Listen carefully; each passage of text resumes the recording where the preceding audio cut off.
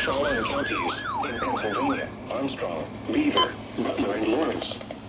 The National Weather Service in Pittsburgh has issued a severe thunderstorm warning for east central Columbiana County and east central Ohio, northern Beaver County in western Pennsylvania, southern Lawrence County in western Pennsylvania, Butler County in west central Pennsylvania, west central Armstrong County in west central Pennsylvania until 10:45 p.m.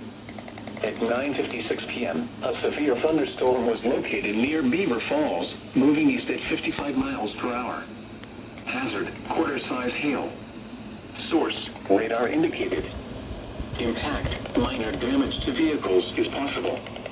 Locations impacted include Butler, Beaver Falls, East Palestine, Elwood City, Homaker Lindora, New Brighton, Shannon Northview, Meridian, Zelienople, Slippery Rock, Ohioville, Meadowood, Oak Hills, Evan City, Patterson Township, Big Beaver, New Beaver, Nixon, West Mayfield, and Alport.